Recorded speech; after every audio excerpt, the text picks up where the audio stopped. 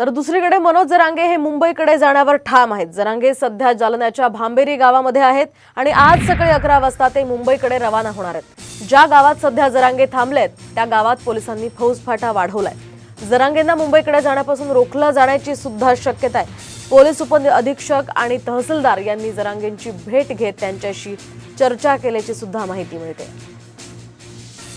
तर आपण पाहतोय ही दोन महत्त्वाची दृश्य। पहिल्यांदाच मनोज जरांगे एवढे आक्रमक झालेले पाहायला मिळाले। आतापर्यंत मनोज जरांगेंनी हे जे आंदोलन केलं ते अतिशय शांततेत आंदोलन केलं आणि काल त्यांनी फडणवीसांवर गंभीर स्वरूपाचे आरोप केले आणि त्यानंतर ते आक्रमक झाल्याचं या ठिकाणी पाहायला मिळालंय। तर दुसरीकडे जालन्याच्या भांबेरी गावामध्ये मनोज जरांगे आहेत, त्या ठिकाणी पोलिसांचा मोठा फौजफाटा तैनात करण्यात आलेला आहे। आज ते मुंबईला जाणार आहेत आणि त्यामुळेच त्यांना रोखलं जाण्याची सुद्धा शक्यता आहे। त्याचमुळे हे पोलीस या ठिकाणी तैनात आहेत। मनोज जरांगेंची भेट सुद्धा पोलीस अधीक्षकांनी घेतल्याची माहिती आहे।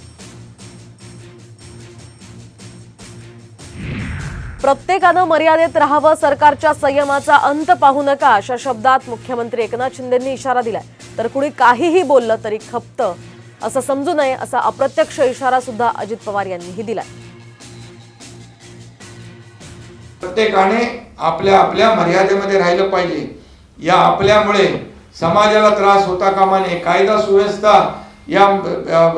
सुव्यवस्थेचा प्रश्न निर्माण होता कामा नये याची दखल आणि नोंद प्रत्येकाने घेतली पाहिजे। आणि या सगळ्या मागे सरकार पूर्णपणे लक्ष ठेवून आहे।